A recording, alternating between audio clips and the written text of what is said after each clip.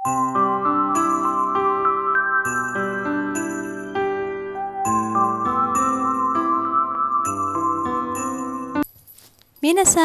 konnichiwa.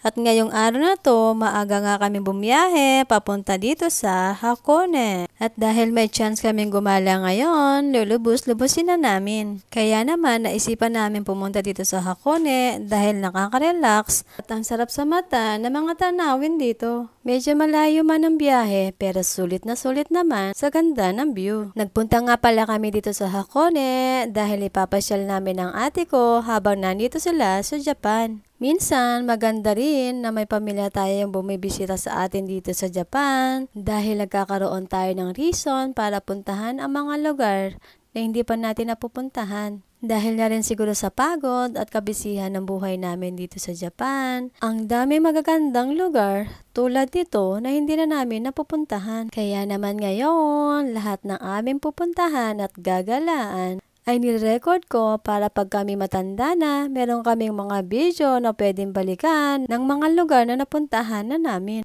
Tulad nga nito na habang nakasakay kami sa cable car, na-enjoy namin ang pagmamasid sa ganda ng view ng kapaligiran. At dahil nga first time ko dito sa Hakone Ropeway, wala akong idea na ganito pala kalayo ang lalakbayin mo papunta sa itaas. Nakaka-relax ang view. Pero nung nakita ko ang posting yan, doon ko lang na-realize na ang layo pa pala namin.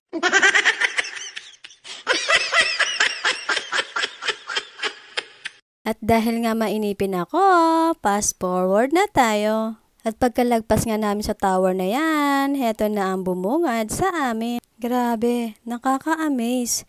Pero may halong takot ang nararamdaman ko nung time na yan. Ngayon lang kasi ako nakakita ng ganitong tanawin sa talambuhay ko.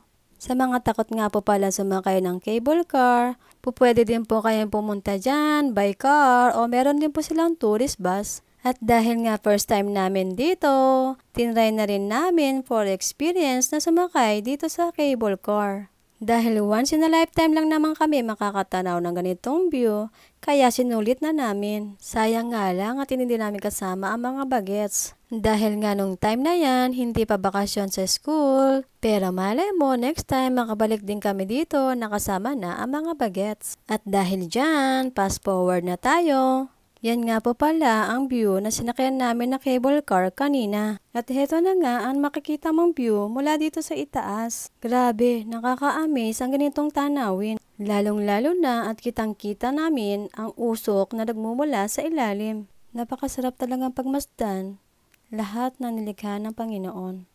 Kaya napakaswerte namin dahil isa kami sa napakaraming tao na nabigyan ng pagkakataon para matanaw ang napakagandang lugar na ito.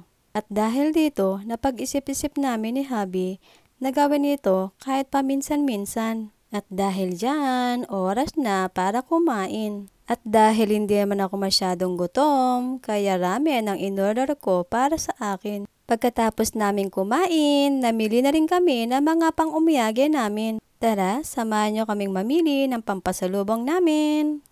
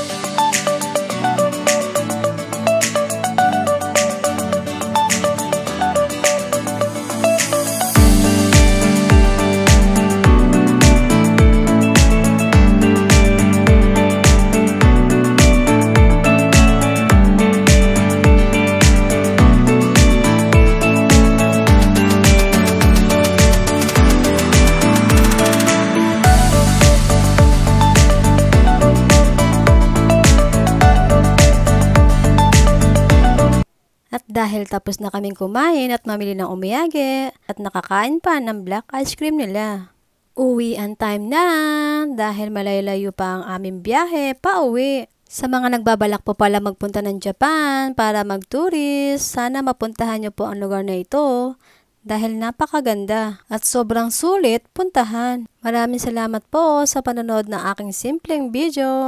Hanggang sa muli!